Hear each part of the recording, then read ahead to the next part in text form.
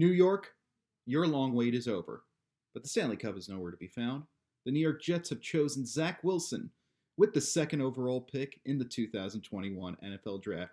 How you doing, folks? Jeff Magliacetti here with Empire Sports Media and Jets X Factor, right about the Jets for both sites, and really here to talk to you about the number 2 pick overall of Zach Wilson. And this was a long time coming for the Jets, and this is just the reward at the end of a long, long tunnel for this team with everything they've had to deal with over the past 2 seasons. And the Jets are in such an interesting situation right now because it's a morbid but inspirational slot they're in come this draft weekend. The past 2 years have been just so scary, so just dour for the New York Jets right now that they can go out there and do almost anything this draft weekend. And as long as they fill their predetermined needs, they're going to emerge from this draft weekend as winners, which is interesting. And like I said, it's so morbid yet somewhat inspirational almost. And it's a type of attitude almost you need when you have a new coach and now a new quarterback coming in. So this is the right move for the Jets, by the way, in the sense that, inevitably people are going to come out and say, maybe they should go out and trade for Aaron Rodgers. I already shut that down over on ESM today. And you know what?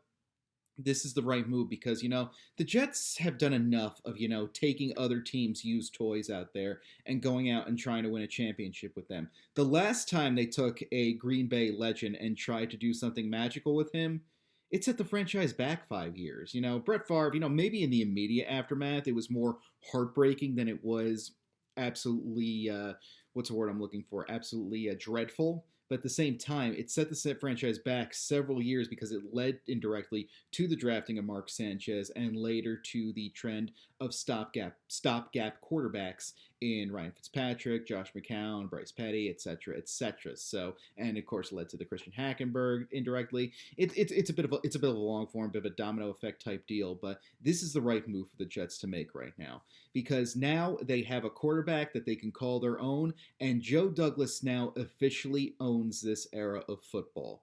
This is his de facto third year as a general manager, going to be the third actual regular season that he's going to be in charge. This is his second draft, and but this is now his team because he now has his head coach, and by association, he has his staff, and he's going to have a bunch of new free agents in there. He already started that last year, and now he's going to have his own franchise quarterback. So the Joe Douglas era can officially begin. And Zach Wilson is, I'm not sure where I would have gone with this top overall pick because not the top overall pick, obviously that went to Jacksonville and Trevor Lawrence, but what's interesting about the Jets pick is that there are so many guys that they have such high ceilings but such low valleys as well, in the sense that they could either be so bust or boom out there. And Wilson is definitely one of those guys. He posts these monster stats. He does fantastic over at the Pass Happy settings over in Provo over at BYU.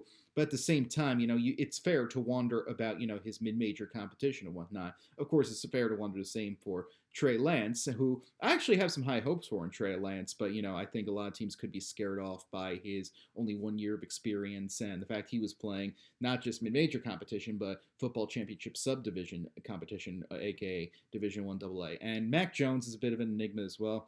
I've tried to, lower the stigma behind, quarterbacks coming out of a certain school. After I just totally whiffed on Patrick Mahomes. I thought Patrick Mahomes was going to be another case of, a Sonny Cumbie situation, for example. Graham Harrell was another one. Cliff Kingsbury. I would tell anyone who listened when it came to Mahomes, of course he's going to throw for, 500 yards a game. He goes to Texas Tech where they throw 80 times a game, but swing and a miss on that one. So I've tried to lower the type of stigma or prejudice that has been prevalent towards guys from certain schools. And I've tried to do that to Alabama. Otherwise I'd be freaking out from a Jets standpoint about them getting Wilson, because for every Steve Young there's about 2 Ty Detmers in the league. His mentor John Beck didn't exactly pan out. But Beck had something very interesting to say. I think it was on BYU Sports Network this week, BYUSN.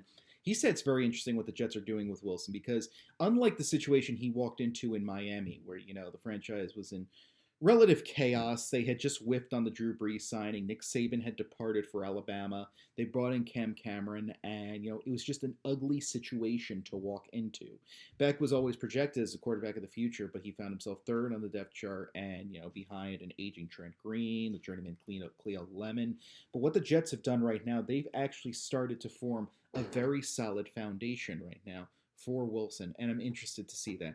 And something I think that the Jets should do moving forward in this draft, and they don't have to do it immediately. I mean, if you could get Brady Christensen this week, right? He's a All-American tackle. I think they should go out there and try to find someone who also worked with him over in Provo, a fellow former Cougar, to go out there and to fight the good fight with him. There's several guys who could totally fulfill that category. Matt Bushman was the penultimate pick of my final mock draft over at ESM. I think he could be someone that again, a target that he can work with. I think that'd be really strong for his development in there. Matt Bushman, the tight end, Dax Milne, his top receiver over there. So the Jets have started to form a very solid foundation out there. With Robert Saleh as head coach, again, I've said it several times during this process. We've discussed it several times during this process that Robert Saleh is a coach that, unlike Adam Gase, we're the only ones praising that, we're the hot take artists out there, the guys like Colin Cowherd out there. You're seeing on-field personnel throughout the league really get excited for the potential that Robert Saleh has to offer this team.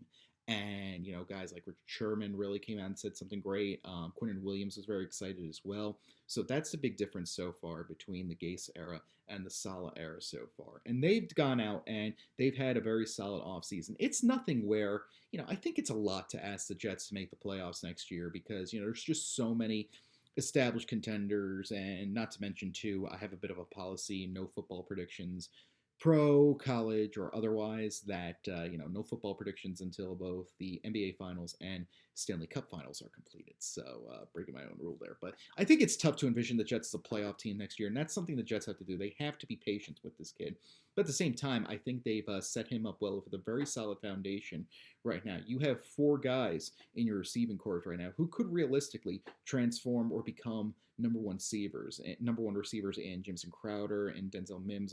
Those are the guys coming back. And they also brought in Keelan Cole and Corey Davis, so definitely something to keep an eye on. And I think that they have to go offense with number 23 at this point right now.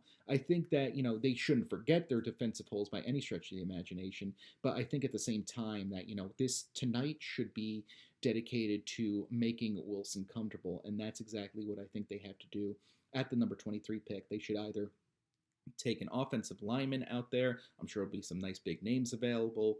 And I also think that they should also try to invest in a weapon as well, as someone who could light up the box score, because it feels like it's been a while since the Jets have had, a consistent playmaking receiver out there. And, I think the last two guys to have 1,000-yard seasons with the New York Jets, which is almost a certainty in today's NFL. Okay, some guys get close to 1,000 yards in 3 games. So, but the last time the Jets had a guy, 4 games. Who am I kidding? But I think that the Jets, the last time the Jets had a 1,000-yard receiver, they had 2 during the Starcross 2015 season in the forms of Brandon Marshall and Eric Decker. So it's been a while since they've had a consistent big play receiver out there, and that's something they should look to fulfill. And I'm also worried about the Jets because they cannot, I feel, come out in week 1 of 2021 and have the same offensive line that they had in week 1 of 2020 in that loss against Buffalo, that very listless loss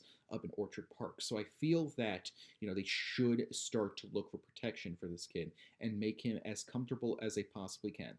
The time will come to address the defense. And if several, pass rushing talents, Zaven Collins out of Tulsa is someone I'd like to keep an eye on. Gregory Rousseau out of Miami is another one they should do their due diligence on. Unless someone like that falls to the Jets so late, I think they must address, and they should at least think about it, but I think they must address offense tonight.